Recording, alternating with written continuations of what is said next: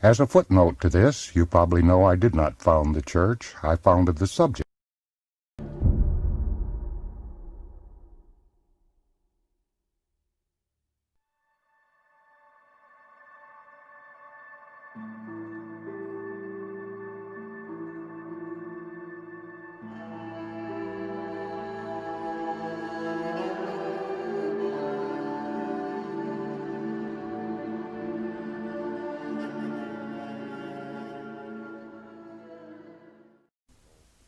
As you know, Scientology churches are very vast and influential global organizations, and there were people around whose claws itched to take them over and in a perverted form exploit them for their own profit. The hoped-for pattern was to knock the organizations apart and then take them over. So certain people infiltrated the legal department, the old Guardian office, and set it up to lose left and right and get people in trouble. They also infiltrated top management. The only way any such power-crazy people can ever take over such organizations is to discredit management. But these new executives were hard-nosed, on-policy, in-tech, high-case-level Scientologists, and they rolled up their sleeves and went to work. Their job was to rebuild global Scientology in every division and sector, get it back on policy and in tech.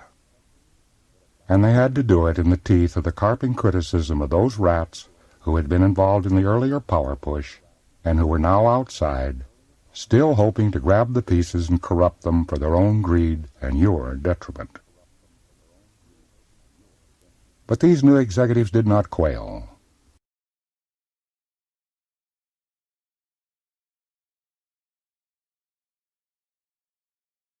I never received any part of fees for training and processing, and I've paid for all Dianetics and Scientology research myself, out of my own pocket. That is why I owned and could give away all the trademarks to RTC. I do get royalties from books, as any author does, and, in fact, you help research when you buy my books. My non-fiction writings are, after all, solely records of research. So royalties from my books go into research. Thus, faced with monumental research, I assisted its cost by writing in my spare time, the 25th hour of the day, 2 novels and a music album, Space Jazz, as the first soundtrack for a book. And by the way, it is a first in computer music, and the melodies are taken from the whole track, real space music. So anyway, here's the computer display on the first of these novels, Battlefield Earth.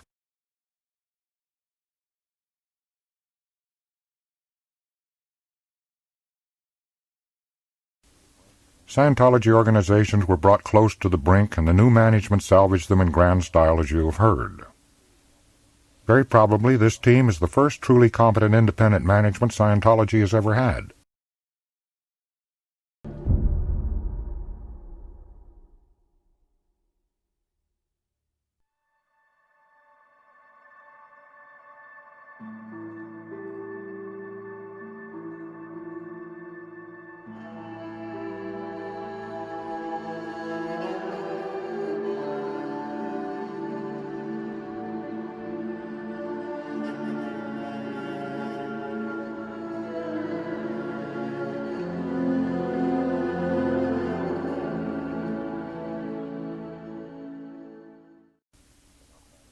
So, forgive me for not managing the church when it almost fell into hostile hands.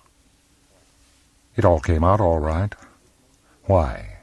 Because real Scientologists made sure it did. My faith was justified.